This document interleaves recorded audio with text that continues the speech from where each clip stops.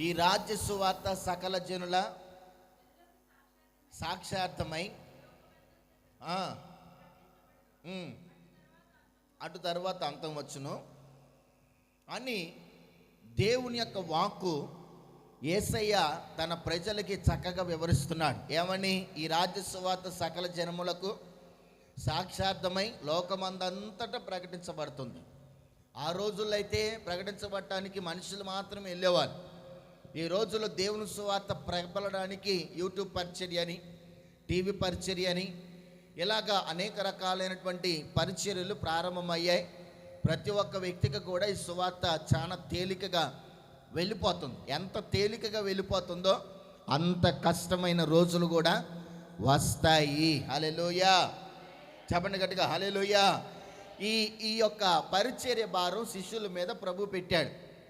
ఈ క్రీస్తు శిష్యుల మీద దేవుడు పెట్టినటువంటి ఈ సువార్త భారం సాతాను పలుమార్లు అడ్డగించాలని కొంతమందిని రేపాడు.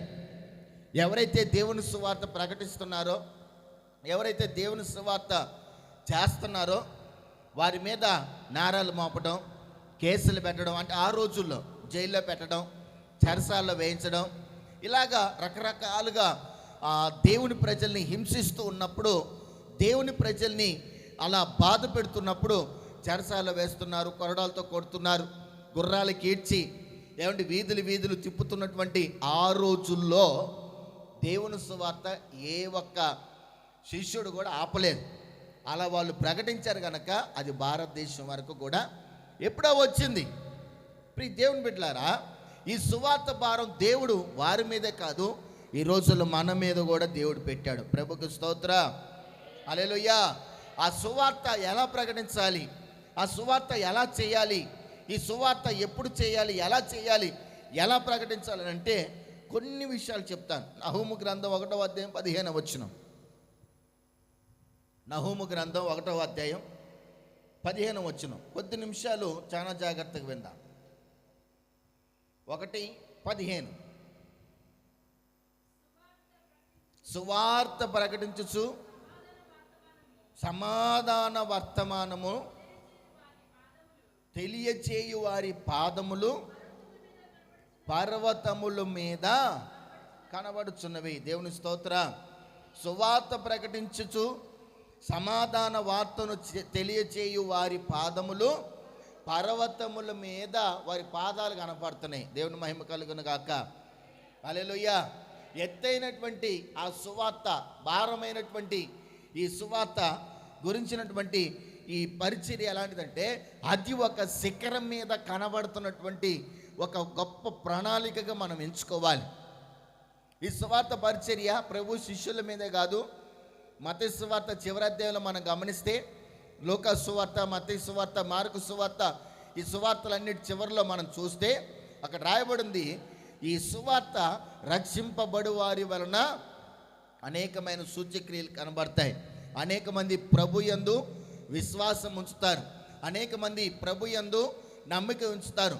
నమ్మి బాప్తిసం పొందువాడు రక్షింపబడును, నమ్మని వానికి శిక్ష విధించబడును. మరి ఈరోజు దేవుని మందిరానికి వస్తున్నటువంటి మన జీవితాల్లో ఎంతవరకు దేవుని నమ్మగలుగుతున్నాం? దేవుని మందిరానికి వచ్చే వాళ్ళందరూ కూడా దేవుని నమ్మరు. ఎందుకనంటే ఒకసారి ఒక ఆయన అన్నాడు, ఏదో దేవుడు దేవుడు అంటున్నారు కానీ దేవుడు ఉన్నాడండి, దేవుడు ఉన్నాడా, దేవుడు ఉంటే ఏడి అన్నట్లుగా కొంతమంది మూర్ఖులు మాట్లాడుతున్నారు. మరి ఆ మూర్ఖులు మాట్లాడే విధానాన్ని అర్థం చేసుకుంటే ఈ రోజున దేవుడు లేడు అంటానికి లేదు. ఎందుకనంటే ఈ లోకంలో మనం అనుభవిస్తున్న ప్రతిదీ కూడా ఆయన మూలముగానే కలిగినవి. వెలుతురు కానీ, గాలి కానీ, భూమి కానీ, ఆకాశం కానీ దేవుని ద్వారానే కలిగా. మూర్ఖమైన మనసుతో, మూర్ఖమైన మాటలతో వాదోపవాదాలు పెట్టుకొని తమకు తామే మూర్ఖులని ప్రకటించుకున్నటువంటి ఈ సమాజంలో మనము తెలివిగాను, జ్ఞానముగాను సువార్త ప్రకటించవలసిన వారమై ఉన్నాము. హల్లెలూయా, హల్లెలూయా. అందుకని ఇక్కడ రాస్తున్నాడు, సువార్త ప్రకటించుచు సమాధాన వార్తను తెలియచేయాలి. ఈ రోజున క్రీస్తుని గురించినటువంటి వార్త అనేక మందికి ఎలా ఉండాలంటే సమాధానకరమైనటువంటి వార్తగా ఉండాలి. హల్లెలూయా. మరి ఈ రోజున దేవుని నమ్ముకున్నటువంటి మనం మొదటిగా అందరితో సమాధానంగా ఉండటం నేర్చుకోవాలి. ఇరుగు పొరుగు వారితో మనకి కీడు తలపెట్టే వాళ్ళు ఉన్నా, మన మీద సాడీలు చెప్పే వాళ్ళు ఉన్నా, మన మీద నేరారోపణ చేసే వాళ్ళు ఉన్నా, లేకపోతే ఇంకా పలు రకాలైనటువంటి అబంధాలు మన మీద వేసిన క్రైస్తవులమైన మనం ఏం చేయాలంటే వాటన్నిటిని ఓర్చుకుంటూ ఆ శత్రువు ఎదుటే మనం మాట్లాడినప్పుడు దేవుడే వారికి బుద్ధి చెప్తాడు. ఆమె అంతేగాని ఏమంటే వాళ్ళు ఒక మాట అన్నారని నువ్వు 2 మాటలని, వాళ్ళు 10 మాటలంటే నువ్వు ఒక 20 మాటలని, ఇది కాదు క్రైస్తవులు మనం నేర్చుకోవాల్సింది. దేవుడు వారికి బుద్ధి చెప్పాలంటే నువ్వు వారి ఎడల మిమ్మల్ని హింసించు వారి కొరకు ప్రార్థన చేయమని దేవుని వాక్యం చెబుతుంది. మరి ఈ రోజున ఆ మనస్తత్వం నీకుందా? అందుకనే క్రైస్తవులకు ఒక ప్రత్యేకమైన పరిస్థితి, వాళ్ళు పీస్ ఆఫ్ మైండ్ అంటే ప్రశాంతంగా ఉండి యుద్ధం చేసేవారు. హల్లెలూయా, చెప్పండి గట్టిగా హల్లెలూయా. ఈ సువార్తను తీసుకెళ్ళి నువ్వు ఎత్తైనటువంటి ప్రభు అంటాడు వారి పాదములు పర్వతముల మీద కనబడుచున్నవి. అంటే నువ్వు చేసే ఆ పరిచర్య నీ పనుల భారం అన్నిటికంటే పైగా ఉండాలి. రెండవది ఎలా ఉండాలంటే ఈ సువార్త పరిచర్యను భారం కలిగి ప్రకటించాలి. ఎలాగా? ఆ భారం నీలో ఉండాలి. నేను సువార్త చేయాలి. ఈరోజు నేను రక్షించబడ్డానంటే అది ఎవరో ఒకరు నాకు సువార్త చేయబట్టే కదా, ఎవరో ఒకరు నాకు ప్రభుని గురించి చెప్పబట్టే కదా, ఎవరో ఒకళ్ళు వచ్చి నా జీవితంలో ఇలా ప్రభు చేసే కార్యాలు గొప్పవి అన్నట్లుగా చెప్పబట్టే కదా. ఇప్పుడు దేవుని బిడ్డలారా మనం ప్రభుని తెలుసుకున్నాం. మరి అలాగే ఇటువంటి స్థితిలో ఇటువంటి గతిలో ఉన్నవారు ఈ లోకంలో అనేక మంది ఉన్నారు. కాబట్టి వారిని కూడా నేను రక్షించాలి. ఓ మనుష్యుడా, నువ్వు ఏది విత్తుతావో అదే పంట కోస్తావు. మరి ఈ రోజు నీ సువార్త వారు ఎంత భారంతో చెప్పారు, ఆ సువార్త పరిచయం వాళ్ళు ఎంత భారంతో చెప్పారో నీవు అదే భారంతో. మార్కు సువార్త 1వ అధ్యాయం 15వ వచనం.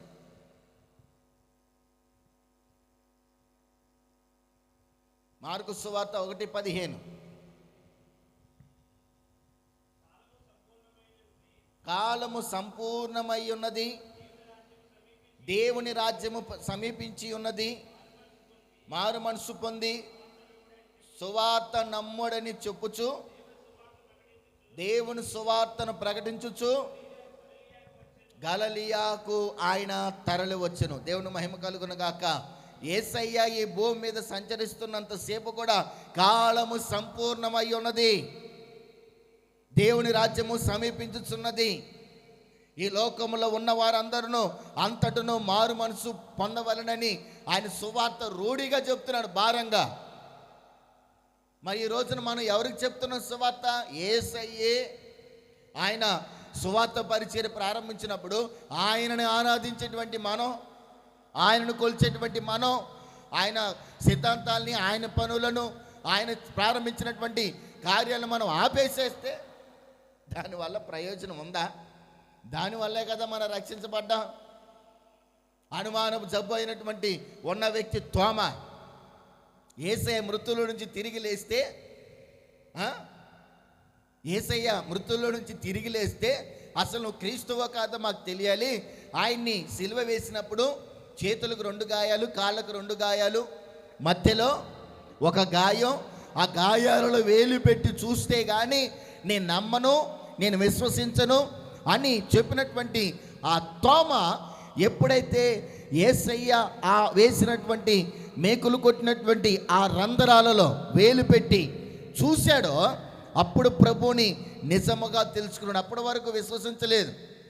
అప్పుడు ప్రారంభించబడ్డ సువార్త ఆ భారం, యేసయ్య నా కోసం మరణించాడు, యేసయ్య నా కోసమే మృత్యుంజయుడిగా తిరిగి లేచాడు, విశ్వసించి నమ్మి ఎక్కడికి వచ్చాడు తెలుసండి?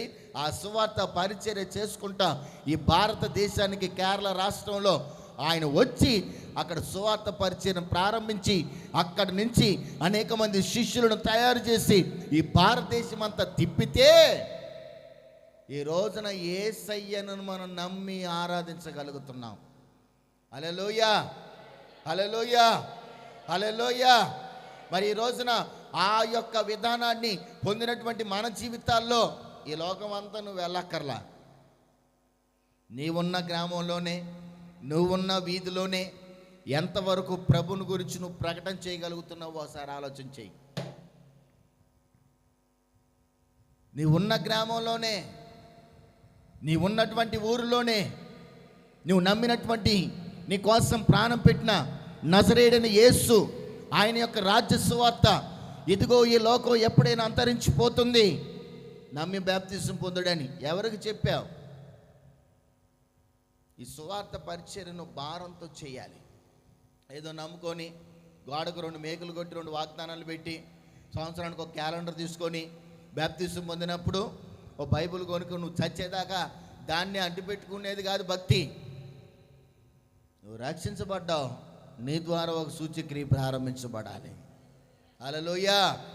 నేను రక్షించబడ్డాను, నా ద్వారా ప్రభు ఎంతమందిని రక్షించుకోవాలనుకున్నాడు. ఈ భారం నీ జీవితంలో ఉండాలి.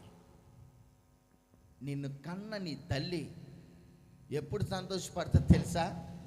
ఎప్పుడు సంతోషపడుతుంది తెలుసా? నీకు కూడా వివాహమై నీవు కూడా ఒక తల్లి అయినప్పుడే. ఆమె హల్లెలూయా కాదా? మరి ఈ రోజున ప్రభువు నువ్వు నమ్మావు, ఆ నమ్మిన నీ జీవితంలో ఆ భారం ఎంతవరకు నీ జీవితంలో ఉంది? అందుకని యేసయ్య భారంతో కాలం సంపూర్ణమై ఉన్నది, దేవుని నమ్మండి అని సువార్త చెబుతున్నాడు. ఆ భారం మన జీవితంలో ఉందా? మూడోది, మార్కు సువార్త 8వ అధ్యాయం 35వ వచనం. తన ప్రాణమును రక్షించుకొన ఊరువాడు దాన్ని పోగొట్టుకును, సువార్త నిమిత్తమును దాన్ని రక్షించుకుంటాడు. దేవుని స్తోత్ర. అని చెప్తున్న మాట ఏంటో తెలుసా? మీరు సువార్త ప్రకటించండి భారముతో కలిగి, ప్రాణ భయంతో. ఈ రోజున అనేక మంది నేను తిరగలే, నేను చేయలే, నా వల్ల కాదు, ప్రజలతో నేను మాట్లాడలే, అడ్డమైన మాటలన్నీ మాట్లాడతారు. ప్రజలతో పనికి మాలిన మాటలన్నీ మాట్లాడతారు. పిల్లల గురించి మాట్లాడతారు, సంబంధాల గురించి, ప్రజలతో మాట్లాడే విధానం, సంబంధాల గురించి, అప్పుల గురించి, ఆర్థిక పరిస్థితి. నీ కుటుంబంలో ఏదైనా ఆర్థిక ఇబ్బంది వచ్చిందనుకోండి, మరి ఇల్లు గడవట్లేదు, నాకు ఏదైనా హెల్ప్ చేస్తావా అని వెళ్ళి అడుగుతావు. లేదా పండగ వచ్చింది, పిల్లలకు బట్టలు తీసుకోవాలి, లేకపోతే ఇల్లు సగం ఆగిపోయింది, 4 నెలలు అప్పు అడుగుతావు. ఒకరిని కాదు 4 దగ్గరికి వెళ్తావు. అడగరా? ఇంట్లో ఏదైనా అవసరం అంతే, పెళ్లి కుదిరింది అనుకోండి, 4 దగ్గరికి వెళ్ళి 4 లక్షలు అప్పు అడగవా? ఇల్లు కట్టుకోవాలనుకోండి, 4 దగ్గరికి వెళ్ళి అప్పు అడగవా? లేదా కుటుంబాల అవసరతలు వచ్చినాయి అనుకోండి, 4 దగ్గరికి వెళ్ళి అడగవా? ఏ దేవుని సువార్త అటువంటి భారంతో కూడిందేగా. అది పరువు నష్టం దావానా? ఈరోజున అనేక మంది దేవుని ప్రకటించడం, దేవుని సువార్త ప్రకటించడం అంటే పరువు నష్టం. అరే దేవుని గురించి ప్రకటన చేస్తే ఏదో నామూషిగా మమ్మల్ని చూస్తారు, ఏదో ప్రజలు అంటరానితనంగా మమ్మల్ని చూస్తారు. ఇది కాదండి. దేవుని సువార్త మనం చాలా భారంతో చేయాలి. ఇంకా బైబిల్ చెప్తుంది, ప్రాణము పోతున్నా. స్టెఫెను గురించి మనం చూస్తాం. ఆయన దేవుని సువార్త ప్రకటన చేసేటప్పుడు అనేక మంది వచ్చి గుంపుగా కూడి రాళ్ళు రువుతూ చంపుతున్నారంట. రాళ్ళు ఇసురుతూ ఉంటే ఇప్పుడు దేవుని బిడ్డలారా, అప్పుడు ఆయన దేవుని యందు భయభక్తులు కలిగిన వాడు కనుక ఒక దర్శనాన్ని చూస్తున్నాడు. నా దేవుని నా కుడి పార్శ్వమందు ఉండుట నేను చూస్తున్నాను అని చెప్పినప్పుడు వారిలో ఉన్న దురాత్మలన్నీ చల్ల చెదురుగైపోయాయి.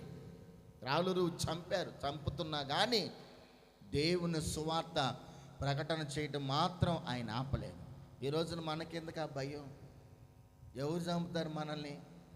ఆ రోజుల్లో రాజ్యాంగాలు లేవు, ఆ రోజుల్లో స్వాతంత్రం లేదు, ఆ రోజుల్లో ఏమీ లేని రోజుల్లోనే ఏమండి ఎక్కడికక్కడ చంపేస్తున్నా ప్రాణభయం లేకుండా దేవుని సువార్తను ప్రకటించారు వాళ్ళు.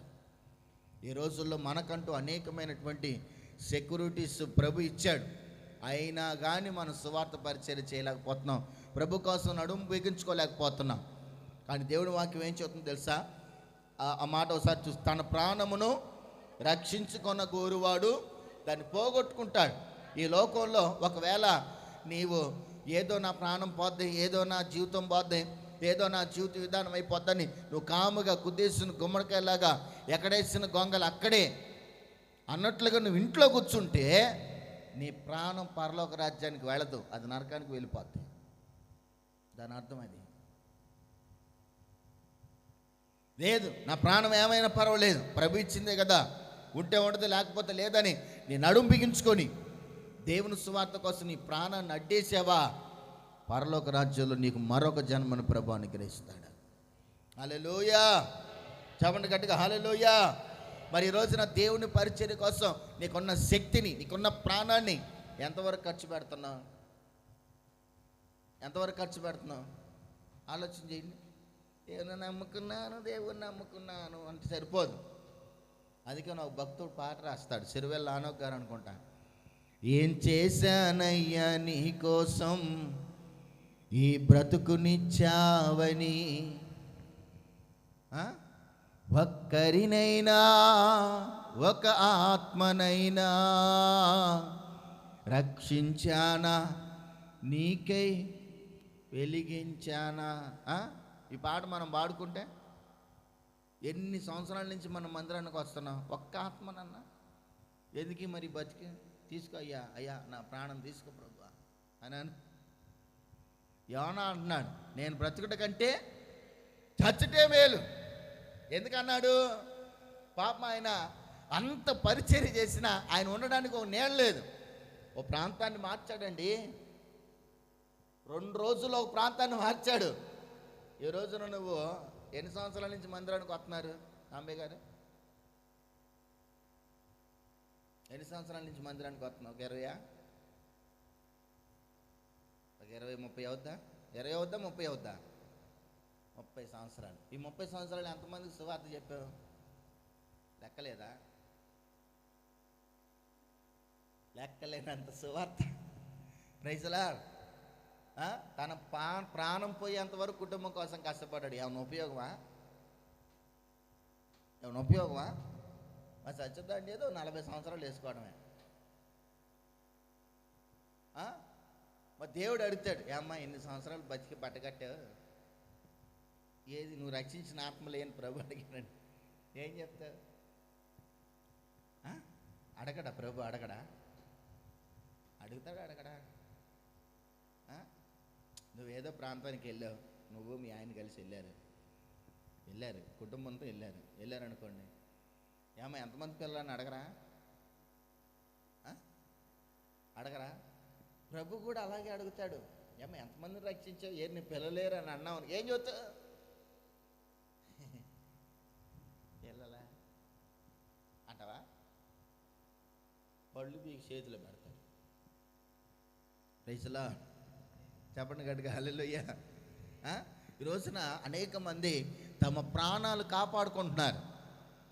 కాపాడుకునే ప్రాణం పోతానే ఉంటుంది. ప్రభు కోసం ప్రయాసపడు. దేవుని మహిమ కలుగును గాక. అయ్యో నేను నడవలేనండి, నా కాళ్ళు తడబడతాయి. అయ్యో నేను ఎక్కువసేపు కూర్చోలేండి, నా ఈపు విమానం మాత్రం మోగుద్ది. అయ్యో నేను ఎక్కువ ఎండలో తిరగలేనండి, కళ్ళు బైర్లు గమ్మి.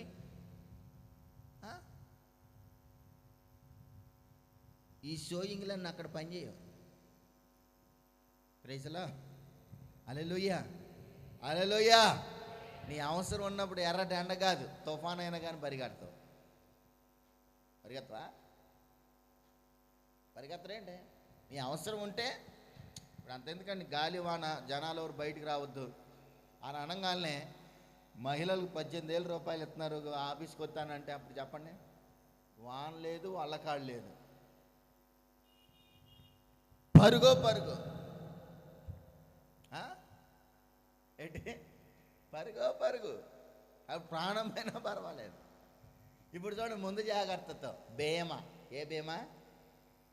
వాళ్ళ బీమా, ఏళ్ళ బీమా. పోతే 5 లక్షల రూపాయలు అంటే పోతే డబ్బులు వస్తాయని ముందుగానే ప్రిపేర్ అవుతున్నారు వీళ్ళు. ఇక్కడ 5 లక్షలు వచ్చినా ఉపయోగం లేదు. నువ్వు పోయిన తర్వాత ఈ దేనికి ఉపయోగిస్తారో ఎవడికి తెలియదు. హల్లెలూయా. నువ్వు పోయినాక దేనికి ఉపయోగిస్తారో ఎవరికి తెలియదు. తాగుతారో, తందనాలు ఆడతారో, లేకపోతే జలసాలు చేస్తారో తెలియదు. నీ ప్రాణం అర్థమైందండి? జాగ్రత్త. ప్రభు కోసం నీ ప్రాణాన్ని విడవటానికైనా ఇష్టపడు, అనవసరమైన వాటి కోసం కాదు. ఇంత చెప్తున్నా కొంతమంది జీవితాలు చలనం ఉండదు. తర్వాత భయం లేకుండా, ప్రాణం పోతుందన్న భయం కూడా నీలో ఉండకూడదు. సువార్త పరిచర్య చేయడానికి పోతే పోయింది, ప్రభు ఇచ్చిన ప్రాణం యెహోవా ఇచ్చాను, యెహోవా తీసుకుంటాడు అంతే. భయం ఉండకూడదు. ప్రాణం పోతున్నా సరే ఈ సువార్త పరిచర్య పట్ల అపోస్తలుల కార్యం 14వ అధ్యాయం 6వ వచనం. అపోస్తల కార్యాలు 10వ అధ్యాయం 14వ అధ్యాయం 6వ వచనం. అపోస్తల కార్యాలు 14:6. వారు ఆ సంగతి తెలుసుకొని లూస్త్రునకును దెర్బోకును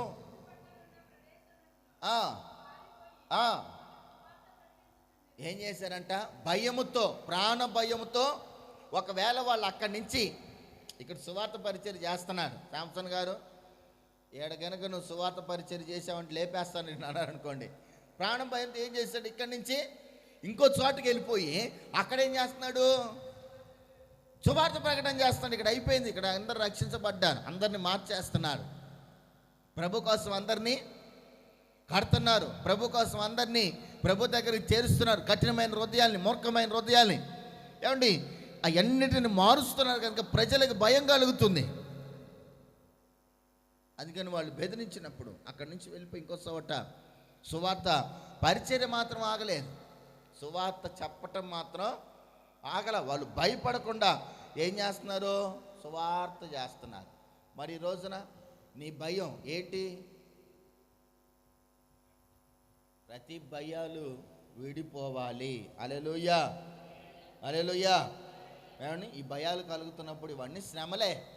ఈ శ్రమల్లో కూడా మనం ప్రభువుని ఏం చేయాలి తెలుసా? ప్రకటించడం నేర్చుకోవాలి. ప్రతిదానికి భయపడకూడదు. ఈ రోజున అనేక మంది భయాలు ఎలా ఉంటాయో తెలుసా అండి? పిల్లి ఎదురొస్తే భయం, ఇంట్లో ఏదన్నా జరిగిందంటే భయం, కలిసి రావట్లేదని పొద్దాక రోగాలు వస్తే భయం, లేకపోతే ఇంకా రకరకాలైనటువంటి భయాలు మనిషి జీవితాన్ని వెంటాడుతున్నాయి. వాటన్నిటిని ఎదిరించడానికి ప్రభు మనకు శక్తినిచ్చాడు. హల్లెలూయా.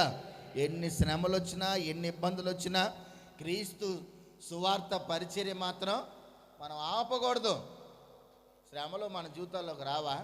ఒక్కోసారి తినడానికి తిండే ఉండదు, ఒక్కోసారి ఉండడానికి ఇల్లు లేని పరిస్థితులు. ఈరోజున ఇల్లు కట్టుకున్న వాళ్ళందరిని అడిగితే ఒకప్పుడు చరిత్ర చూస్తే అద్దెళ్ళల్లో ఉన్న వాళ్ళు ఎంతమంది ఎంత బాధలు పడ్డారు, ఆ రేకులు ఇంట్లో ఉండి ఎంతమంది బాధపడ్డారు. ఈ రోజున స్లాబ్లు వేసుకోవడానికి ప్రభు కృపనిచ్చాడు. ఎన్ని శ్రమలు. ఒకప్పుడు తినటానికి లేదు, ఒకప్పుడు పిల్లలకి కడుపు నిండా తిండి పెట్టలేని పరిస్థితి. కానీ రాను రాను ఓర్పు కలిగి ప్రయాసపడుతూ ఉన్నప్పుడు ఆ శ్రమను తట్టుకొని ఎండకి, వానకి, గాలికి తట్టుకొని నిలబడితే ఈ రోజున నువ్వు ఈ స్టేజ్కి వచ్చావు. శ్రమలు వచ్చినాయి కదా అని మనం ఎప్పుడు భయపడకూడదు. శ్రమలలోనే దేవుడు మనం పరీక్షిస్తాడు. చదవండి 2 తిమోతి పత్రిక 1వ అధ్యాయం 7వ వచనం.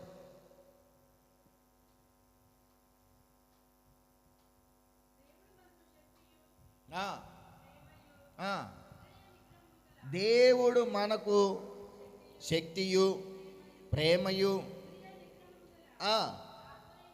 ఆత్మను ఇచ్చెను.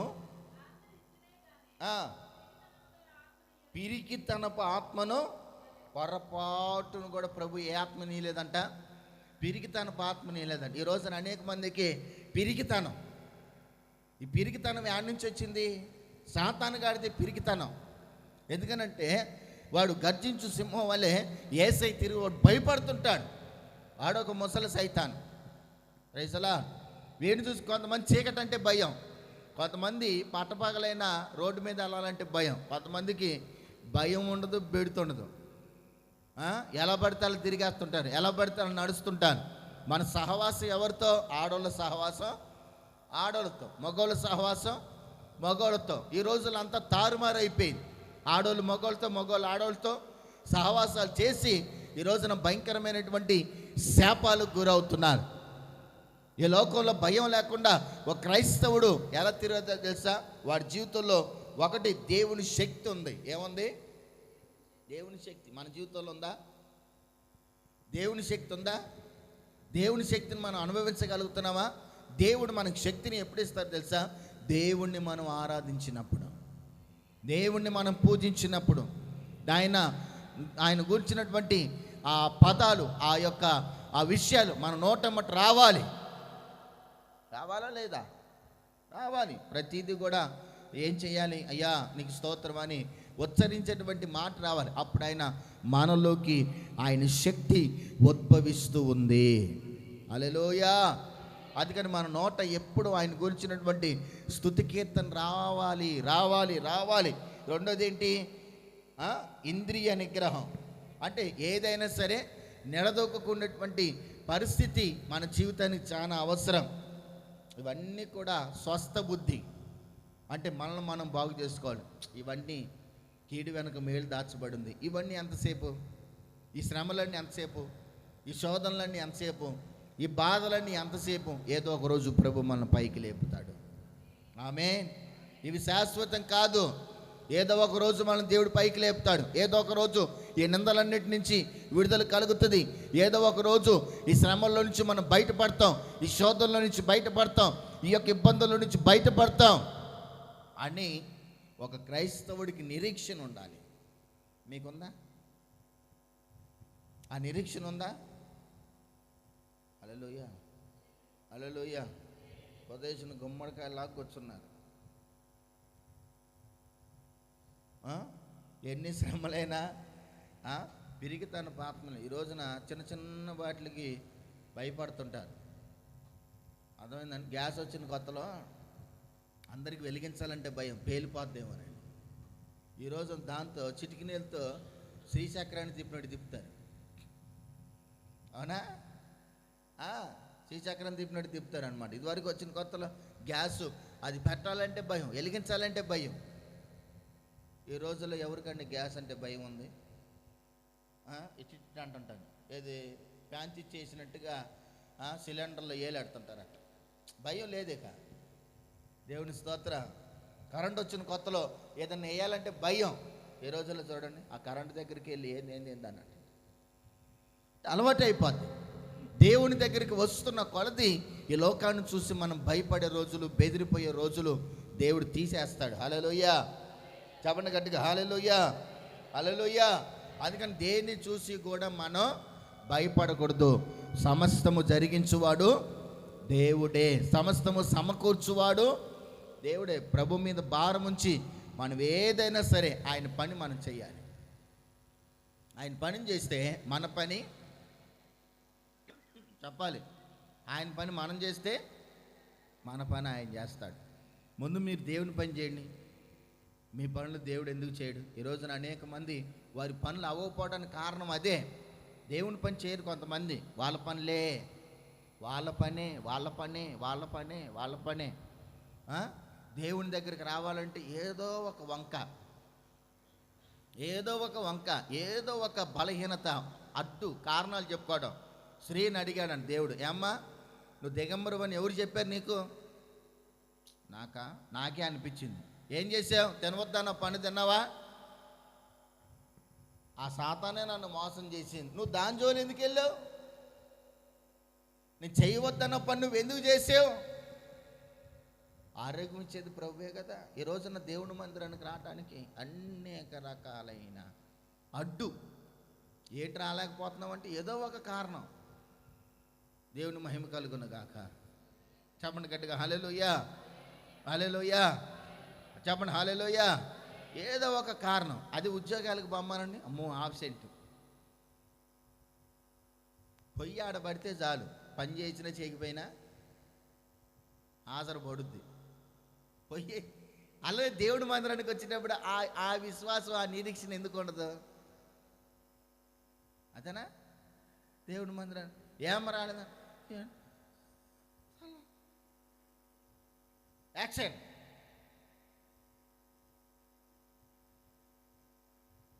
Praise Lord. చెప్పండి గట్టిగా, హల్లెలూయా. దేవుని మందిరానికి రావాలంటే ఎంత బాధో. ఆ దయ్యం రానేదు. అర్థమైందా? ఏదన్నా సరే జరగరాంది జరిగిందనుకోండి, ఇక దేవుని మందిరాన్ని ఇచ్చిపెట్టారు 2 రోజులు. దేవుని మందిరంలో ప్రాకులాడుతుంటారు, దేవుని మందిరంలో కొట్టుకులాడుతుంటారు. ఇక ఎలకోడి పేక్ కోసం కొట్టుకులాడలా, కోడి కొట్టుకున్నట్టుగా కొట్టుకుంటుంటారు. అప్పుడు వస్తుంది భక్తి, అస్సలు సిస్సలైన భక్తి వస్తుంది. దెయ్యం వచ్చి కూర్చుందా అప్పుడు వస్తుంది. ఏదన్నా జరగరాని విషయం జరిగిందా అప్పుడు వస్తుంది. ఏదన్నా ఇంట్లో అలజడి జరిగిందా అప్పుడు వస్తుంది భక్తి. అది భక్తి కాదు, నటన. దేవుని మందిరాన్ని ఎట్టి పరిస్థితుల్లో కూడా విడిచిపెట్టే సందర్భాలు రాకూడదు. దేవుని స్తోత్రం. హల్లెలూయా. నువ్వు దేవుని మందిరానికే సరిగ్గా రాలేనప్పుడు దైవ సంబంధమైన కార్యాలు జరిగించాలంటే ఎలా జరిగిస్తావు? అవిశ్వాసం నీలో లేదు, ఫెయిత్. అందుకని చూడండి, కొంతమంది ఆత్మీయ జీవితంలో చల్లారిపోతుంటారు. వారి సంపాదన ధ్యేయంగా పెట్టుకుంటారు. వారు సంపాదించేదే దాన్ని సంపాదించడానికి అడ్డు రాదు, సంపాదించడానికి ఏది రాదు. నా ప్రియ దేవుని బిడ్డలారా, దైవ సంబంధంగా దేవుని సువార్త పరిచర్య నువ్వు ఆపకుందువుగాక. ఆమేన్. హల్లెలూయా. ఈ యొక్క క్రీస్తు సువార్త ఎలా చేయాలి? భారంతోనూ, ప్రాణం పోతున్నా, భయపడకుండా, శ్రమలు ఎదురైనా నువ్వు ఈ పరిచర్య చేసినప్పుడు మొదటి రెఫరెన్స్ చదవండి. బుక్ తీయకుండా మొదటి రెఫరెన్స్ చదవండి. మూలవాక్యం.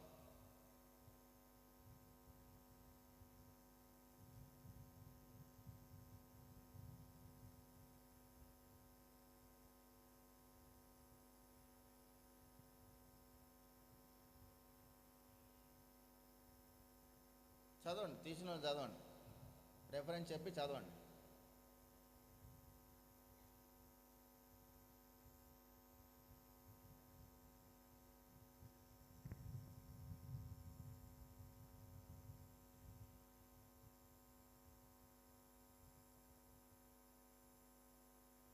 అంత జాగ్రత్తగా వింటున్నారనమాట. Praise Lord. చెప్పండి గట్టిగా హల్లెలూయా. ఈ రాజ్య సువార్త సకల జనములకు సాక్షార్థమై లోకమందంతటను ప్రకటించబడును. ఆ తర్వాత అంతం వస్తుంది. ఈ లోకం ముగించేలోపు కనీసం నువ్వు 2 ఆత్మలన్నా నువ్వు చేర్చితే నిత్యరాజ్యంలో నీవు ఉంటావు. ఆమె ఏమి లేకుండా లింగ్ మన్ వచ్చావనుకో, పరలోక రాజ్యం నీకు రాదు.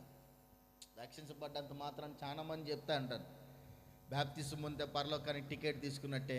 ఆ టికెట్ కాదు, నీ వలే నీ పొరుగు వారిని రక్షించినప్పుడు. ఆమేన్.